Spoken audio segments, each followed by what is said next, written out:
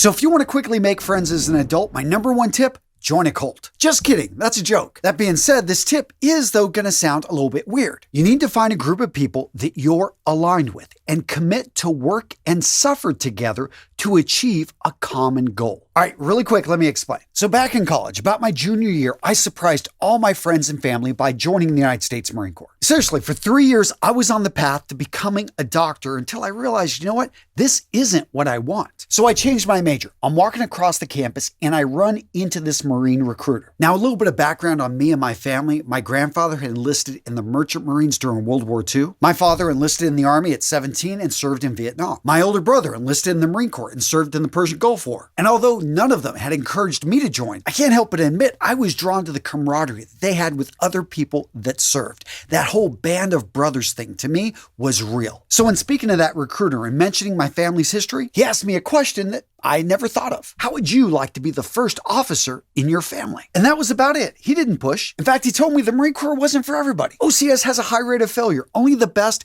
can lead the best. Well, I saw that as a challenge. I accepted, and that June, I was in Quantico. 12 weeks later, I graduated OCS. 9 months later, I graduated from college and was commissioned a second lieutenant the same day. Now, what does all this have to do with building new friends as an adult? Talk to anyone that served in any military unit around the world. What you'll find is a variety of experiences, but oftentimes one constant, and that is friendship. We few, we happy few, we band of brothers. For he today that sheds his blood with me shall be my brother. And let me be clear, I'm not saying you got to go to boot camp to make new friends. But what I am saying is if you're willing to get uncomfortable, align yourself with a mission, and find a few others, even one other, willing to go on that journey with you, you've got the perfect ingredients for building a real friendship. I remember years ago, I was at a YouTuber family conference and I went to an escape room with my kids and we met up with a couple other families. Well, gents, if you've never done an escape room with people you don't know really well, it is a trip. Because here's the deal. To be successful, you've got to start talking. You've got to start engaging. You instantly rely on these other people to relay you information so you can get out of that room in the next hour. Now, again, prior to that event, I didn't know these people. But here, coming in on 7 years later, I'm still in touch with everyone that was in that room. Another example where you can build a friendship fast, working on a construction project together. So this last summer, my son decided he wanted to build a shed. Now, first up, this project was a little bit bigger than I think he anticipated, but here's the deal, is he had to rely on his fellow classmates. Again, do you see how all this fits? You've got voluntary alignment. You've got people putting in work, and yes, having to, there's a little bit of suffering there, but they've got a goal at the end. And that goal is important because it helps to keep away people that are going to be flaky. People, when they see a big objective, a big goal, a lot of people go the other way, and those are probably not the kind of people that you want to build deep relationships with. Now, really quick, reinforcing that first point, some other places, some other ideas on how to make friends. Look around for a hackathon. If you're on a college campus, these are sometimes overnight or weekend events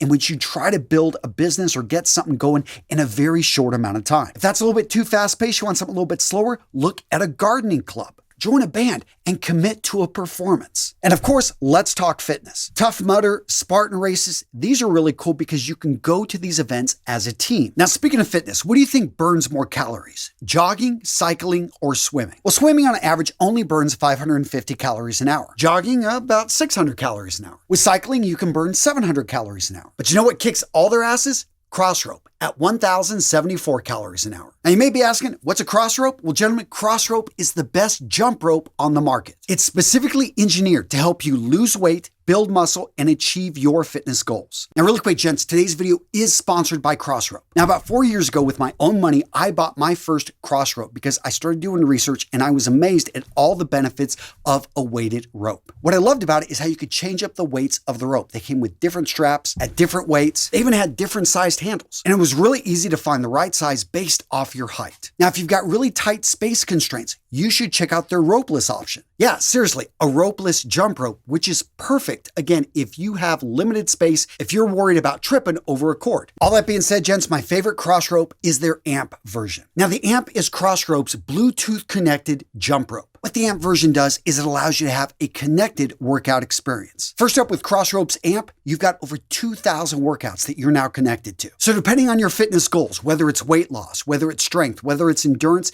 you name it, an AMP app is going to personalize your workouts based on your fitness level. These are guided workouts with real-time jumping feedback. And of course, it tracks your progress with the appropriate stats. This is something you can actually pack in your suitcase and take with you to go anywhere. On top of that, it's easy to set up with a simple app, and of course, you get all the benefits of weighted jump rope. Now, gents, if you're ready to get started with Crossrope, make sure to use that link in the description of today's video to get the best deal on the web. So the next tip to get started building a real friendship as an adult is to ask for a small favor. Now, this one's counterintuitive because most people are like, well, how can I ask something of somebody when I barely know them? I don't even know if they know my name. Well, first up, there's a couple things at play here. Again, make sure that the favor is small. You're asking your neighbor to feed your cat for the weekend, not watch your kids for the weekend. The next part is we're leveraging the power of cognitive dissonance. If you're not familiar with the term, it's the idea that people don't like to hold a conflicting view. I mean, would you donate to a charity you hate? No, right? So if you're raising money or maybe just awareness, you're asking for their signature to help a local nonprofit? Well, if they agree to this, what they're also agreeing to is that you are a likable person, that you have things in common. And guess what? All of a sudden, they have to associate you as someone that they would consider friendly. Now, it's a small step, but it's an important one. And it's oftentimes called the Ben Franklin effect. It's called this because in his autobiography, Benjamin Franklin talked about how he would use this tactic, especially to reach across to people who may be perceived by others or even by themselves that they're Ben's enemy, especially in politics. Well, what he would do to bridge that gap is he would ask them to loan him a book. Again, a relatively small favor, but most people that loan something to somebody, they expect to get it back.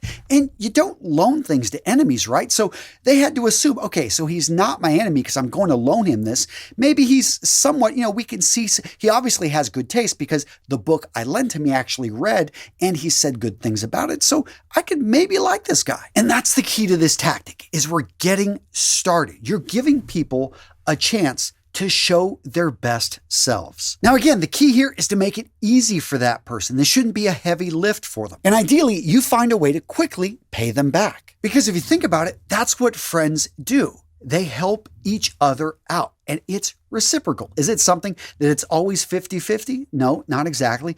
But it is something that people, they try to be able to give to the other person. Now, gents, if you're enjoying today's video, I would really appreciate it if you would share it with somebody that needs it. Seriously, there's a huge epidemic of people out there that are lonely, that can't seem to make friends, and maybe this video in a small way will help them. The next tip is to get your ass out there. Seriously, accept invites when people say, hey, would you like to do this with us? I get it. Some of you guys are busy. As a guy with 5 businesses and 7 kids, I can only imagine how busy life is that you have to say no to every single person that's trying to invite you to join them at their event. But here's the deal, is if you continuously say no to people, they're going to stop inviting you. So yeah, make time. That's the key with friendships and building them is you need to make them a priority. I know you don't have time for them. Nobody has time. You've got to make the time. You've got to say, this is important. Because in reality, it is. Your friends are your protective group. When things go south and at some point in life, it's going to come up and smack you and hit you hard.